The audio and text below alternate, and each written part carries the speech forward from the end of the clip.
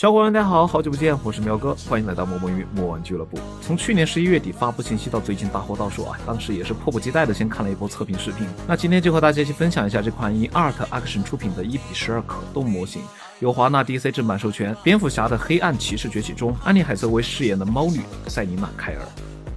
这款产品的官方定价是398，我到手后也是玩了1周了，个人感觉这绝对是今年上半年的6寸真人角色可动人偶市场里相当优秀的产品之一了。同价为你素质是完全越级的存在了。为什么这么说呢？我手里这一款万代的猫女是420块，属实给你喵叔整笑了呀。开箱后首先说一下核心啊，也是所有玩家最关注的头雕部分。这款猫女是给到了双头雕的配置，一个是无面具的真人头，一个是猫女经典的面具头，两个头雕的完成度都高到了超出预期。双头雕这个配置我个人觉得很好啊，毕竟我的万代素体也可以用到这个头雕。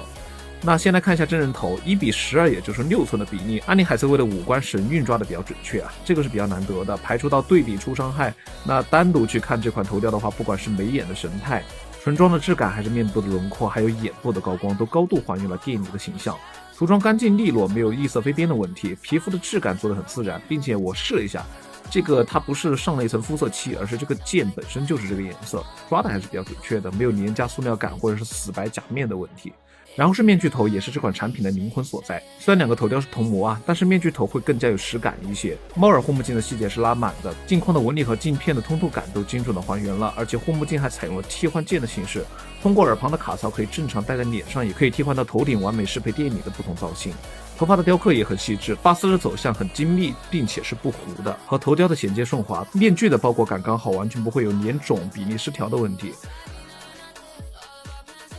那接下来看一下素体和服装。首先素体的比例复刻了电影里猫女的身材曲线啊，完全避开了6寸女性素体常见的臃肿比例失调的通病，腰胯的线条、四肢的比例都非常舒服，精准贴合了安妮海瑟薇在电影里的身材观感。如果硬挑什么毛病的话，在传统观念里面啊，女性的身材最凸显的地方应该是腰臀比例。那这款模型上我们可以看到，它其实做出了腰臀比例，但是出于腰带的考虑，所以将腰臀比例进行了一定的遮挡。将腰带取下过后，就不会出现这种明显的差异了。并且在素体的身形方面，由于乳房外上区域的微小的凹陷啊，所以会给人一种乍一看有一种胸下垂的感觉。那除此之外就挑不出别的毛病了，并且这个臀线还是很性感的哈。接着是这套标志性的黑色紧身战衣，质感是真的很惊艳。战衣用了带细腻压纹的仿皮质感，在表面有细致的规则性纹理，整体哑光的肌理感和手套、长靴、亮面皮革的质感做出了非常明细的区分。我个人觉得层次感不错，并且战衣的贴合度做得极好，完整包裹了素体，在胯部和大腿根部分也有一定的衔接，没有松垮的情况。哪怕是做大角度的动作，也不会出现严重的拉扯、褶皱，关节的隐藏也很到位。日常摆造型是几乎看不到突兀的关节外露，在视觉的完整性上非常强。然后就是把玩党最在意的可动性啊，这一点我可以给它很高的分数。那这款猫女的可动，我觉得是达到了我的预期。头部上下左右的摆动，这边可以看到效果不错，低头范畴不错。抬头的话，因为头发的阻挡有所欠缺这里可以稍加调整一下。肩肘关节虽然不是双动关节，但活动的范围也是相当不错的。大臂平转关节设置在了手套的部位，